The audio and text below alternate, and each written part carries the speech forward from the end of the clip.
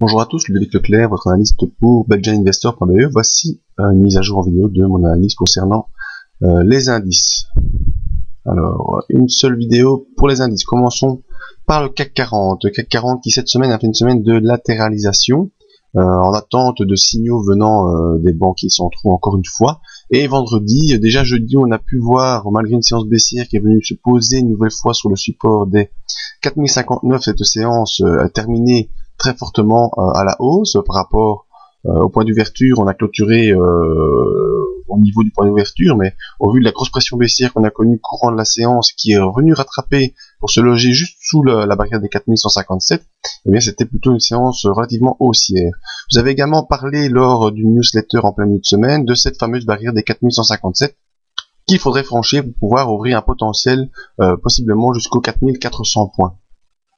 Alors vendredi on clôture sous ces 4400 points, on fait une clôture à 4233 points et on a devant nous cette fameuse zone ici des 4300 cumulés avec la M50 qui devront être franchis pour pouvoir rejoindre sans trop de soucis les 4400 courant de la semaine prochaine.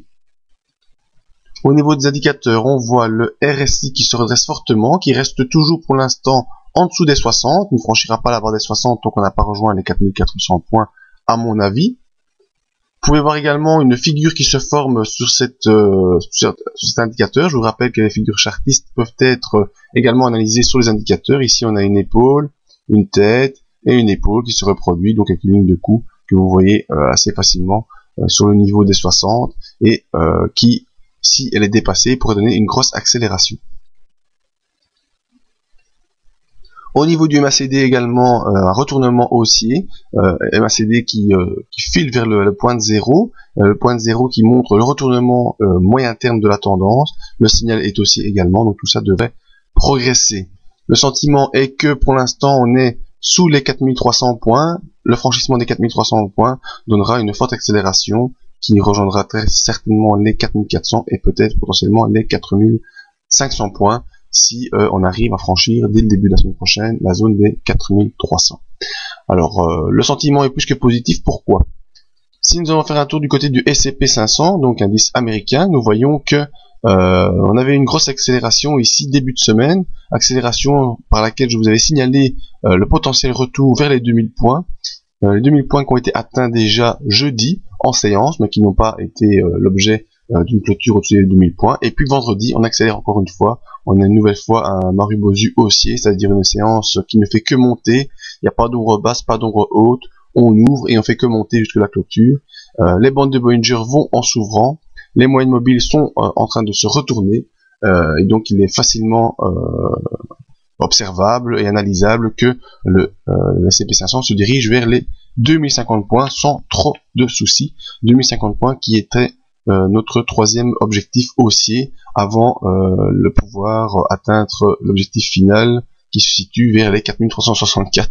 Donc c'est quand même des niveaux assez importants. 2050 points sera à observer la semaine prochaine. Au niveau des indicateurs, on voit clairement le RSI en accélération haussière au-dessus des 60. Vous connaissez la musique, hein, donc une forte pression haussière. Et on a également le MACD qui est haussier au-dessus de son signal, qui est revenu au-dessus de zéro. Le signal haussier aussi qui suit derrière, grosse accélération. Et on voit que cette ligne ici, qui était la ligne de résistance du MACD, eh bien, a été franchi ou est en passe d'être franchi. On est à quelques points près, donc gros retournement sur le S&P 500. Donc mon sentiment sur les indices pour l'instant devient fortement haussier.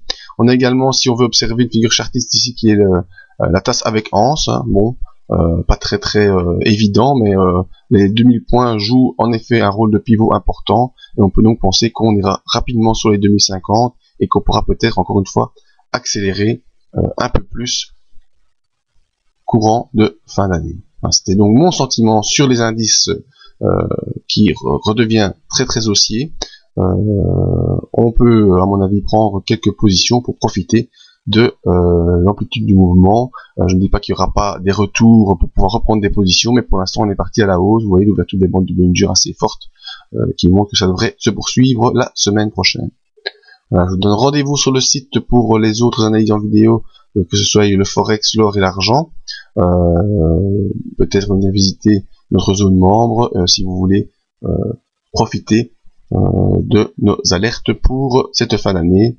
Et je vous donne rendez-vous bientôt pour d'autres grosses nouvelles concernant l'année 2015. Merci à tous, à bientôt.